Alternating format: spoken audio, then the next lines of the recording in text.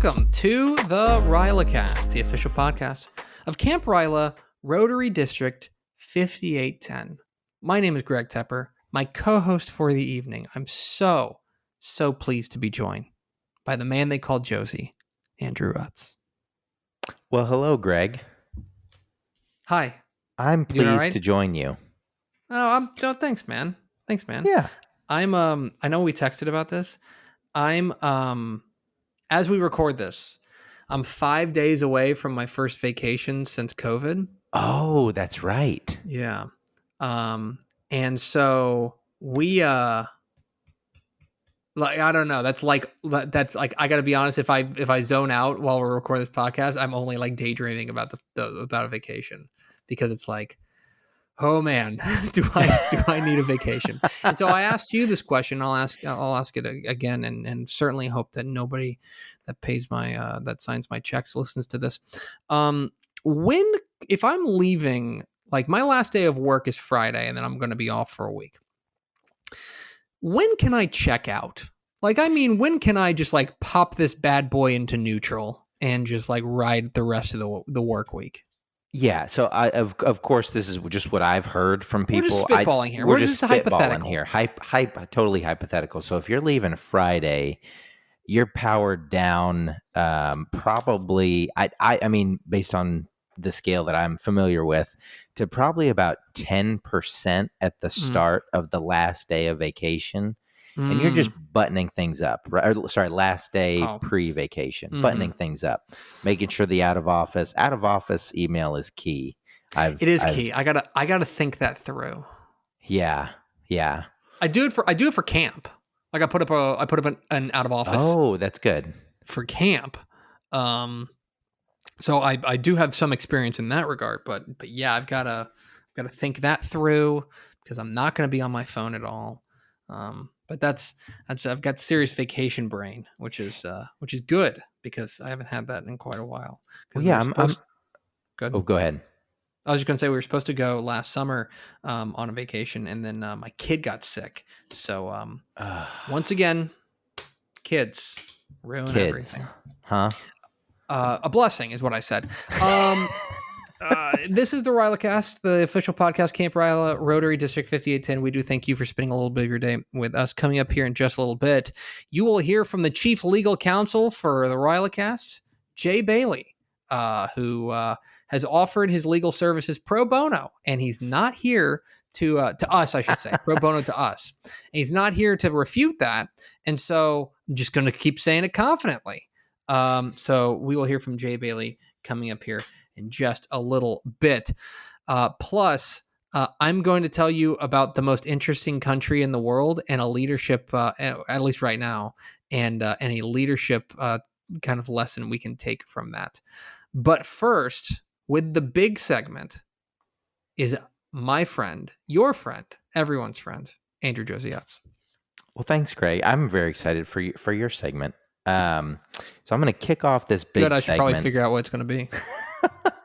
I'm going to kick off this big segment. Do you have to have your vision corrected, whether use of glasses, contacts, anything like that? Or are you the $1 million man, perfect vision? I am the $1 million man, perfect vision, but I paid for it. Okay. I had the laser eye surgery. Okay. Back in 2010-ish. It was before I was married. I know that. So like 2010, 2011, I had laser shot into my eyes. Okay. So no, but I did used to wear glasses like a nerd. Well, I'm kidding. So you're I wish I looked good in glasses. I had somebody told me that everybody looked good in glasses today, and I'm still thinking about that one. But anyway, I digress. Ooh, you know what? I don't think I can refute that. Okay. I think a lot of people look really good in glasses. I never did. +1. Interesting. So, anyway, go on. Okay. I'm sorry. No, you're good. So, but you're familiar with the trip to the eye doctor, yada, yada, yada. I am. I bring that up because I had a trip to the eye doctor this week for my annual eye exam, and got talking to the eye doctor, and he was explaining how contacts, I'm a contact guy, wear the glasses at night kind of thing, and how contacts are still improving, which I have not thought 1 minute about how contacts can improve. Boy, think about like all the, like there's tons of, like there's people researching how to make contacts 1% better. Right. And like, buddy, pay attention the next couple years, because that 1% is more like 10 or 20% better. One of the improvements coming up soon to a contact near you is the addition of a blue light filter. You are joking me. No, I'm not. So you're familiar with the blue light glasses? I have blue light glasses that I bought during the pandemic that I'm looking at right now. Okay. So this is reaching its target audience if you're the only person that listens to this. We did it. And I'm fascinated. I don't have the blue light glasses, but I do stare at screens all day. Have you ever used them? No, I have not. I find them to be helpful. I think your mileage may vary. But I think that they're pretty nice. Okay. I think that they help. Like if you suffer from eye strain, like if you're staring at a screen all day, as a lot of us are, that's how the world is now. Sports. Then I would say that they can be helpful. Okay, I'm gonna have to look into blue light glasses. But I bring this up because it has a nice leadership tie-in, maybe. So Tangle, I'm a Tangle News subscriber, which was I can't remember the episode number, but Tyler Chris, way back tens of episodes ago, recommended this as a newsletter to subscribe to. They post a daily newsletter, and one of their good news articles or snippets they put out was a link to an article titled "How to Help Young People Limit Screen Time and Feel Better About How They Look." And there was a study put on by the American Psychological Association with about a few hundred volunteers ages 17 to 25. And they experimented by cutting screen time, specifically viewing social media feeds, to 1 hour per day for about 3 weeks. Okay. So half restricted their use to 60 minutes a day. The other half continued to use social media with no restrictions, which averages about 3 hours per day. And among the group that cut the use, the overall score on how they viewed themselves on a 5-point scale improved from 2.95 to 3.15, which the study is saying that is an astronomical improvement for such a short period of time. And I bring that up because I don't know if you track how much time you spend in front of various screens. Not too much. Right. I've got the little thing that the iPhone says, here's your daily screen time. You're either up or down from previous weeks, but screens are not going away. And I just found it fascinating that studies are showing what I think people assume, that viewing images of people, whether they're doctored or if people are allowed to put their best images on the platform for the world to see, that others may not feel as good viewing the positive side of everybody's life. And so this article has some ideas to try to limit your social media use. And I just bring this up. Go ahead. Sorry. No, I'm a firm believer in that. I take like a 3-month sabbatical from social media, like starting probably when I get back from vacation. And it's, I find myself when I get to the end of that, I find myself like not really missing it. I have to do social media for a certain level for my job. But like disconnecting from that is so nice sometimes. And yeah. Do you have something that takes its place, or is it just open time for you to fill? Yeah, no, being a father. Oh, okay. Yes. Yeah, I'd meet my kids again instead of tweeting. No. There's not, I think what ends up taking the place is work. It's a busy time. I kind of Mm. strategically do it around the busy time of my work, but but there's also, I think there's a value in just take a week off. Literally, Mm. just take a week off. Delete the app from your phone, whether it's Instagram, whether it's TikTok, whether it's Facebook, Twitter, whatever. Delete it from your phone for a week, and I do feel like you'll feel better. Okay, I think you're reading. I think you've read this art. Not that this article is groundbreaking things, but it has tips for what to do to limit use, and you hit 4 out of the 5. I did it. You did it. I did not read this article. No.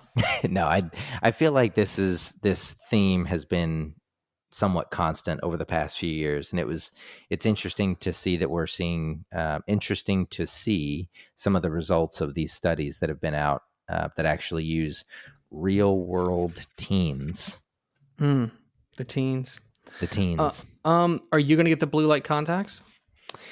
So I don't know. I got caught up in a separate conversation and didn't get to follow up if it was like it sounded like all contacts will have this blue light filter. Oh, they'll come standard. Seems interesting.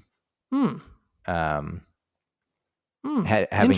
I know nothing. I know very little about the blue light filter, but feels like that may be I would prefer it as an option as opposed to standard feature. But I'll report back on that. Okay, Josey, thank you for that report. And yeah, I'm with you on understanding understanding exactly how important social media is. That's not to say it's not important, or it's super important. It's also not unimportant, but like finding that balance, I think, is important. So thanks, Josey. Thanks, Greg. And now it's time to talk to a lawyer and also our friend. Here's our conversation with Jay Baylor here on the RYLACast.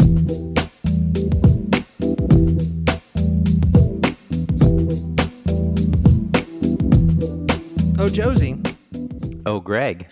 As you know, here on this podcast, we play pretty fast and loose with the law.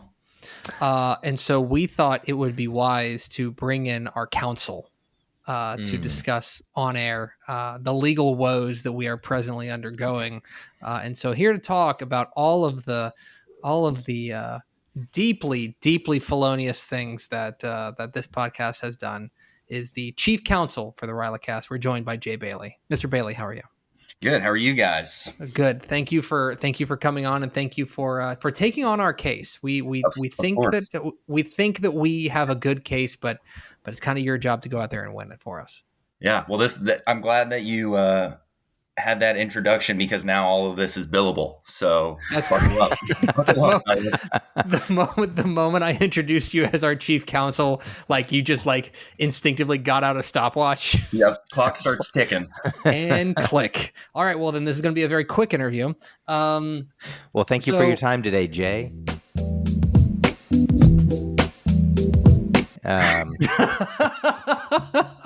That'd be good, actually. We should just end. Like, I'm gonna insert the outro right here. All right. So, Jay, we do appreciate your time, your pro bono time. No. Don't try to backtrack now. Would you mind starting this as quickly as possible by telling us your RYLA story? Yeah, absolutely. I think my story is not, dissimilar from maybe the kind of cookie cutter one, if you will.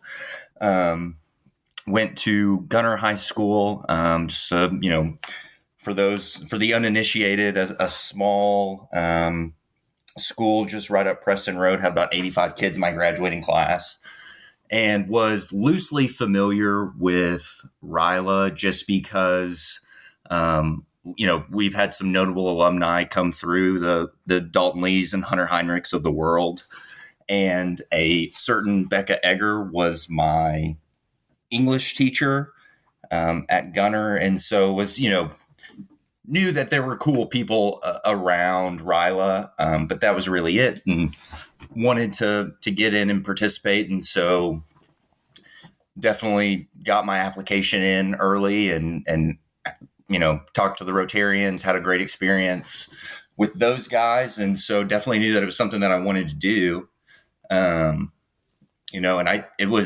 This was right before we switched to doing it in August. There were several years that we had it in August. So really lucked out timing wise, because I was able to go before 2-a-days started and just had, the quintessential RYLA experience really kind of helped push me in a lot of ways that I hadn't been pushed before.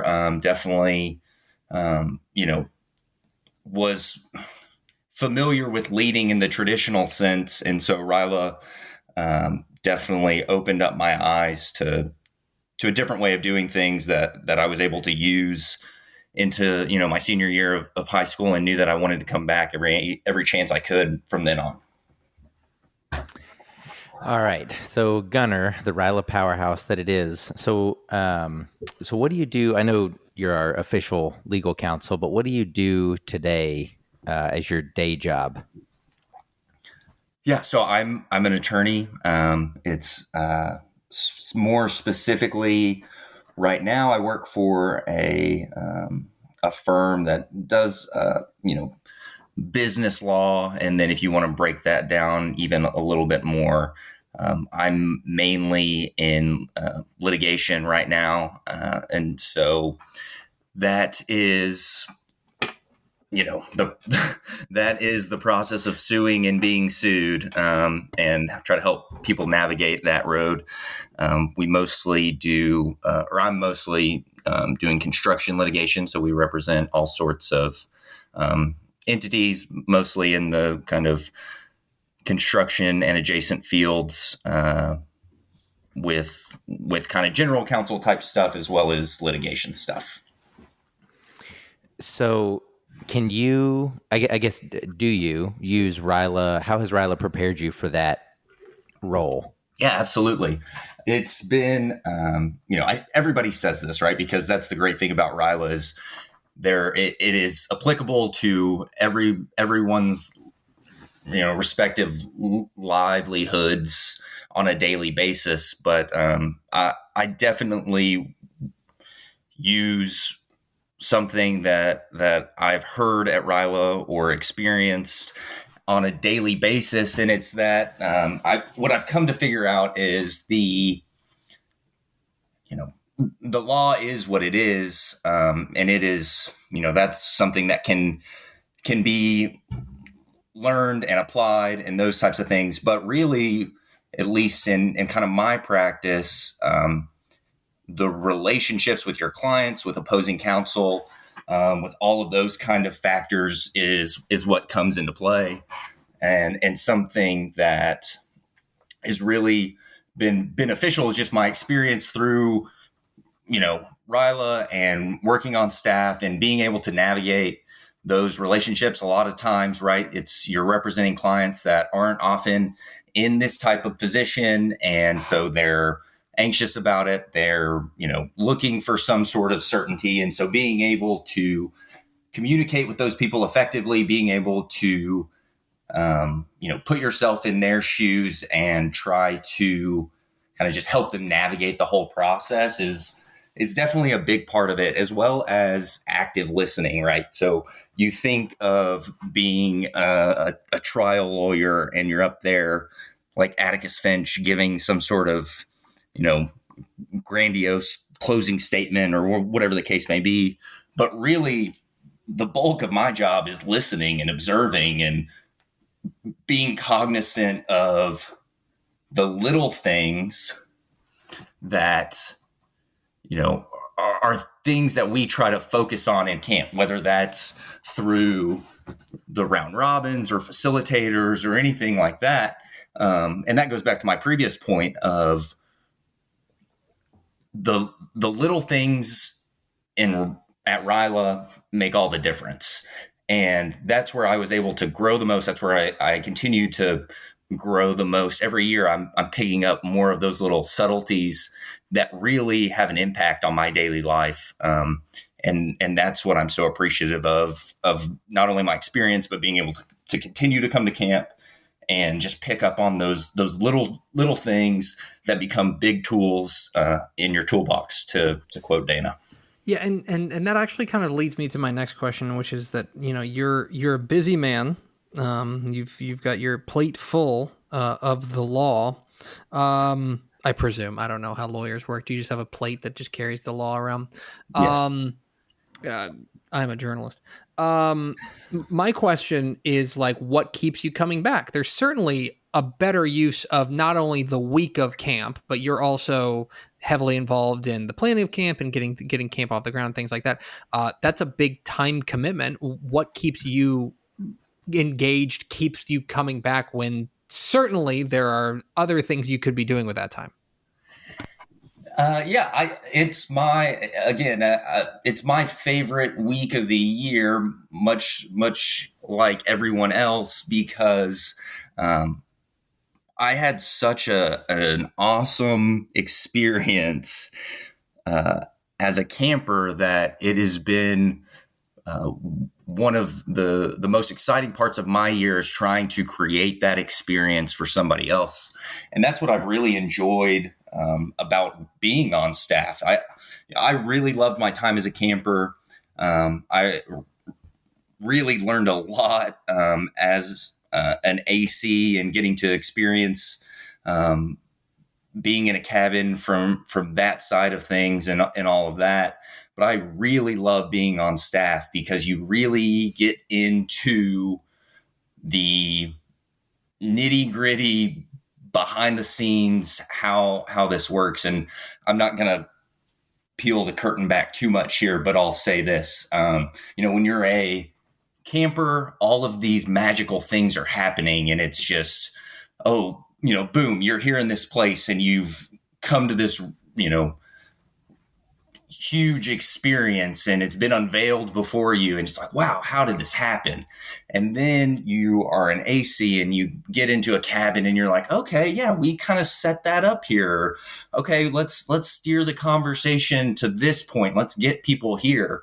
And then you get on staff and you realize that the amount of effort and teamwork and all of the various groups that play in to getting that single conversation to happen that changes a camper's life. Well, if you really get into the steps that had to take place before that and all of the planning and preparation and serious consideration put forth by not only the people of that staff, but staffs before them, it's really an eye-opening experience and one that I absolutely love because we do create such a unique experience, unique not only to each cabin, but to each individual.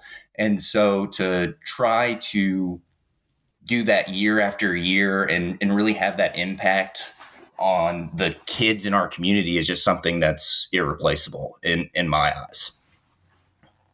So what I'm hearing, if I can crudely sum up what you just said so eloquently, is, we've got letter of the law versus spirit of the law, and being wow. on staff really allows you to put your own spin on the spirit of the law, given the set of letters, so to speak, that camp abides by. Would that be an accurate assessment? Josey, I have no idea what you just said. Okay, buddy, welcome to the podcast. Yeah. It's Josey and I kind of putting together word salads and hoping that somebody eats it. Well, I'm just going to shove that word salad away and get back to the main focus of this podcast, which is Jay Bailey. So we are at the point in the podcast where we allow our esteemed guests to plug something. Could be themselves, the law firm they work for example, a sports team, TPW, a slogan, anything like that. So the floor is yours, Mr. Bailey. Ooh, yeah, I was totally unprepared to plug something. How could I have known that this moment was going to come? Certainly not after 48 episodes of the podcast. Okay, so I'll plug one thing that's hopeful to be, and it's an early plug. So I say that with a disclaimer attached to it because I've purchased the book and I've read about 6 pages of it, and that's it. And maybe you guys will have some insight here. So actually, this will be good feedback. Atomic Habits. Have you guys read it? I have not, but you're the second person to recommend it to me. Okay. I own it, but haven't read it.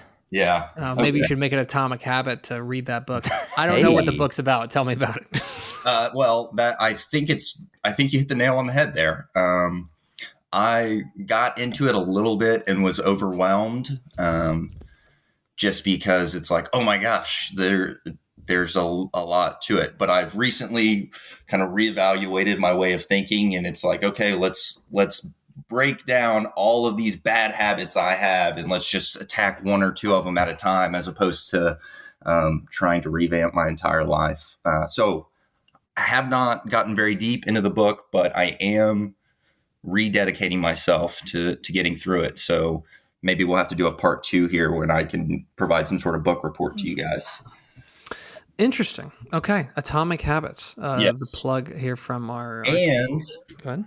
And we're not done yet, because in a week, Ted Lasso season 3 comes out. So be ready for that. I will be. Are you not a Ted Lasso guy, Greg? I am a Ted Lasso guy. I like Ted Lasso. I like it. I thought I think that the trend line is troubling. I thought part of that is because season 1 was so good, and then season 2 I thought was good. You know, I need to see a little something. You know, that's all I'm saying. Well, next week, I guess the proof will be in the pudding, so to speak. I want to close this out with an important question. As again a capital J journalist here, I've got the 2012 edition of Dave Campbell's Texas Football in front of me. And if you'll turn to page 330, you will find the and this is 100% true. I laid out this page. I remember this book. I remember putting it together. Here, predicted to win the district championship of District 7 2A Division 2 is the Gunner Tigers, coached by Jake Fizzell, coming off of a 10-3 run to the regional finals. All that's to say, they list out here in other prospects, quarterback Jay Bailey. Okay. And then it says in here, QB Bailey, parentheses, 6'5", 165 pounds. Will take over under center after earning all district honors as a receiver in 2011. So fundamentally, this is a 10-year follow-up. How much of that is accurate? Spot checking. Well, I bet that weight's probably a little on the heavy side for what I actually was. Yeah, that's not surprising, honestly. We get a lot of fudging of the numbers here. Yeah, but the height is right. You're not 5 something. Yeah, no, I think the height's probably right, and most of that other information was pretty accurate. Okay, the other thing about this, I just realized this. I guess I forgot you guys were in the district with Whitewright, which means you were in the district with Tyrone Swoops. Absolutely. Former 5-star quarterback prospect who went to Texas, who it didn't go great for him at Texas. Yes, yeah. Well, I will say this about Tyrone: we also played him in 7th grade, and he was about 6'5", 205 in 7th grade. But we had a lot of fun going against those guys every year for sure. He's a large boy. Yes. Okay. So really, like you are a lawyer, you're a lawman, but fundamentally, you're a football star. Are you the most accomplished football player at RYLA? That cannot be accurate. I hope not. Who else was an all-district receiver who then got moved to starting quarterback for a 10-win district champion team? Yeah, I'm going to leave that. That's kind of your area of expertise. I don't have that knowledge. It sounds like a project for me. I'm hearing no other closing arguments, actually. Wow, you've been Yeah, you've been, I don't know, you've been judge hammered. I'm sure there's something that they call that judge hammer, but it's the judge hammer. I think gavel. I've watched Law and Order. There's no way that's right. Yeah, Judge Hammer is definitely what they're calling it these days. They really are. And finally, one other thing we would be remiss, your booking agent for this appearance, we had to go. I mean, it was, I was jumping through hoops to get you on the show. But your wife, also a former podcast guest, Meg Jones. Meg Jones. She told me in confidence that she believed that the Baileys were the power couple of Ryla, and I just want to get your comment on that. Yeah, I can't imagine that is something that she would say, especially given all of the great people that we have on staff. I just want to get shot a dirty look next time I see your wife, which I think I've now guaranteed. So I've accomplished everything I want to. Jay Bailey, we appreciate your time. We appreciate your legal expertise, and thank you for jumping on here on the RYLACast. Absolutely, thank you guys for having me. It was fun.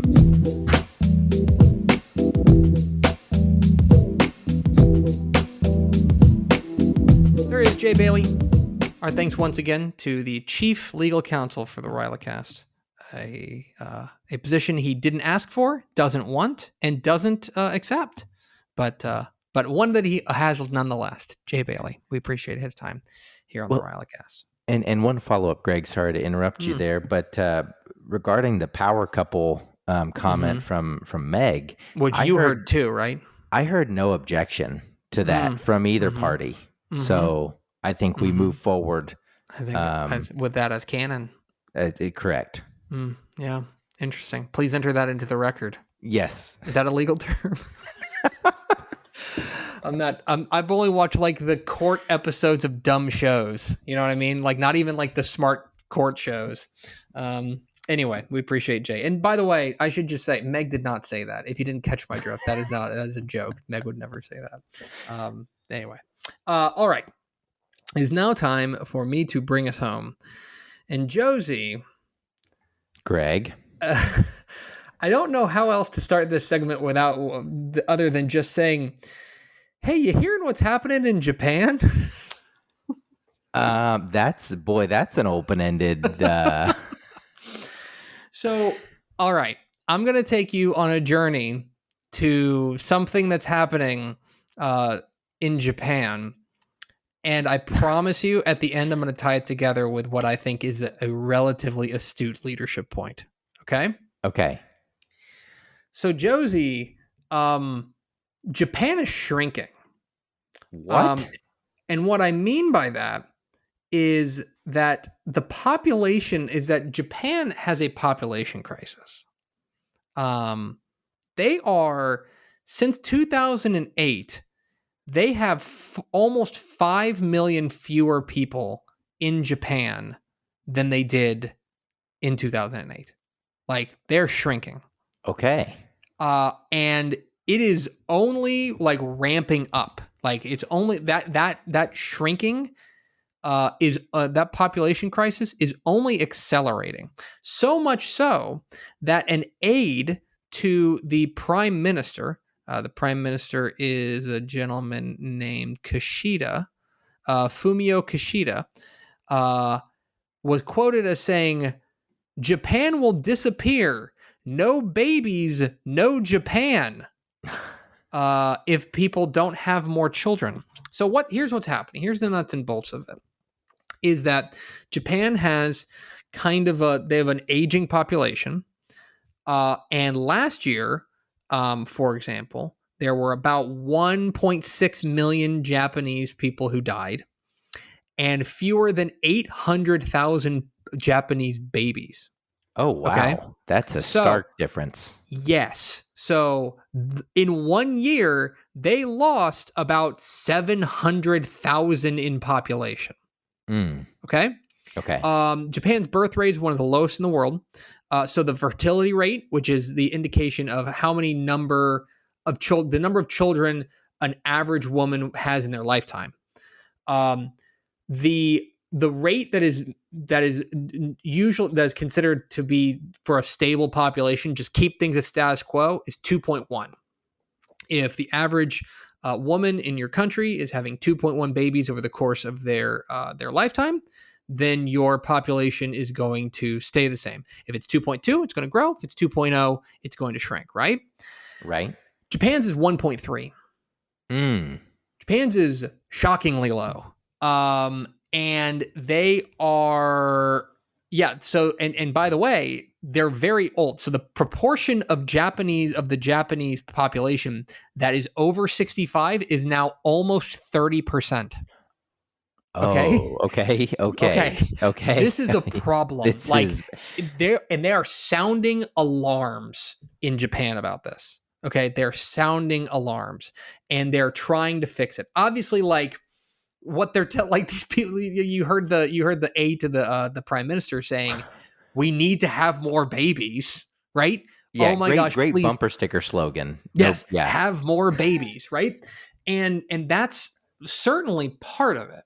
Right. But there's a couple of reasons why people are not having that the Japanese are not having as many babies. They speculate. One of them is that babies are expensive and the cost of living in Japan and specifically in the big cities is pretty high.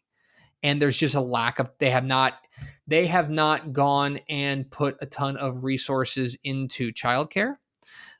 They're actually, believe it or not, this is a little bit of an aside. I read a lot about this over the weekend. I can tell. The government is now offering subsidies. They're offering stipends to freeze your eggs.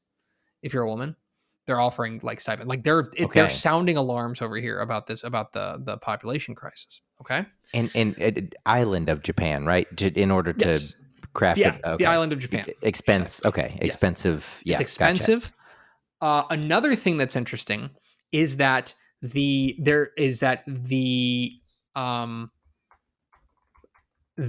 are all crammed into big cities, and so there's not a lot of space. And so people are like, why would I have a kid? I can't even have enough space for myself here in Tokyo. Right. Okay. Right. Which is true. So Japan has a population I mentioned of like 124 million, right? About 124 million. 14 million of them live in Tokyo. Oh, okay. Wow. A huge amount. And by the way, all of these, and so here's another government like program they've got. They are offering people money to move out of Tokyo. If you have kids, they are paying you to move out of Tokyo. They're paying you $7,700 a child. Wow. So so I have 2 kids. If me and my family lived in Tokyo, they will pay me they'll pay me more than 15 grand to leave Tokyo.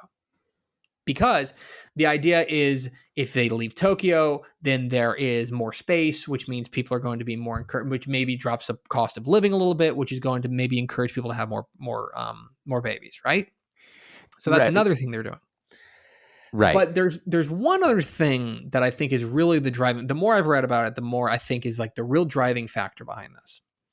And that is the Japanese culture of work. Okay? Okay. The Japanese are notoriously, famously, exhaustingly like work heavy. They are they do not take much vacation. They work long hours. They are dedicated to work. That has been a big cultural thing in Japan that, hey, you work hard. You put your nose to the grindstone, and their work ethic is unbelievable. It's notoriously rigid and kind of slow moving. So people work a lot. And so that is another reason why a lot of, especially now that that a lot more women are in the workplace, they are saying, why would I have a kid? Like, I want to work. That's what I was told to do. Okay. Right. So that's a big part of this too. And even like people, like guys who are like, why would I be a father? That's going to take away from an opportunity for me to work. Right. And that's what I'm supposed to do. And so this is And so to bring this all home to a point, okay, you're hearing about all of these programs that the Japanese government is launching to try to fix this problem, right? Fix this problem. But the biggest issue is a cultural one. And it's the culture that they have created over the course of their society, right?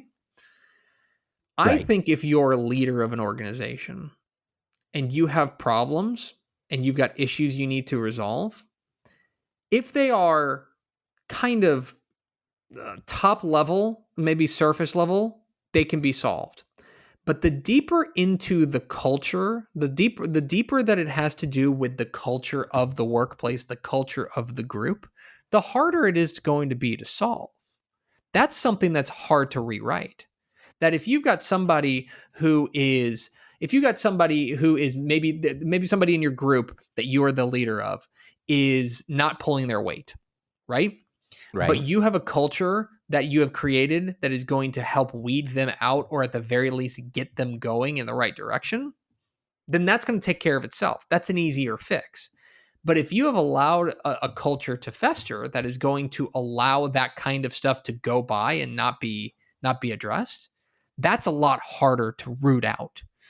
And I was thinking about that a lot this weekend when I was reading a ton about this Japanese population crisis, because I do think that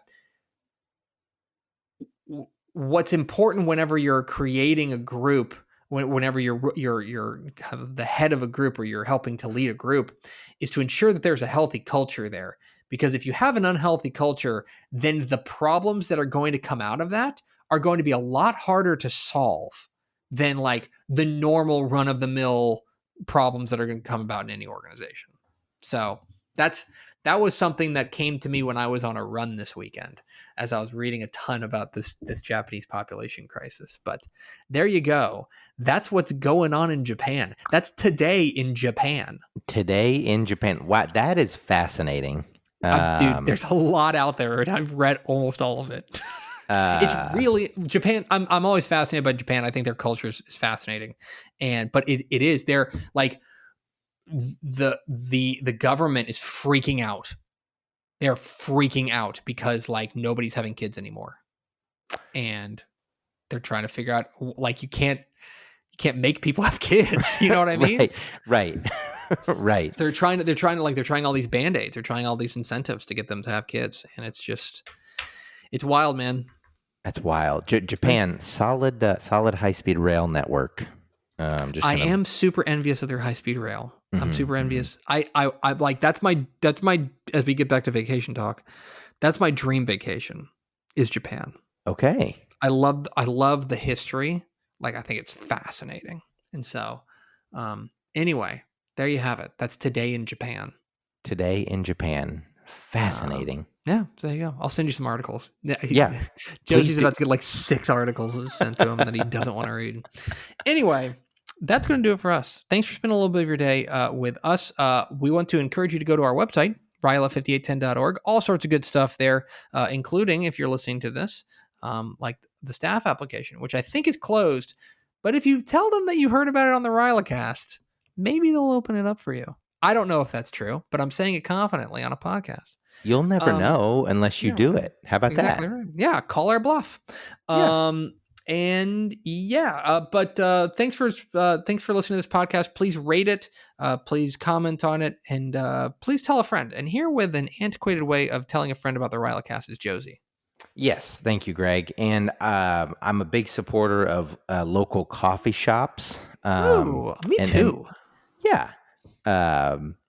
And I would suggest telling a friend, if you go to a local coffee shop and get, you know how they do like the lattes with the foam milk. I sound so old man right now. Like the foam art? Like the foam art. If that's fascinating.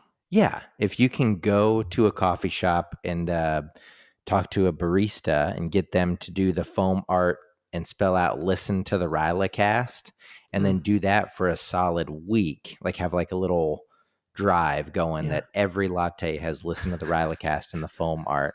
That's I don't know if it's antiquated, but That sounds like so much work. sounds like so much work. But the payoff is hearing your laugh right now, Greg.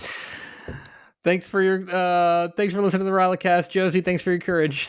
Thanks, Greg. Talk to you next time on the RYLACast.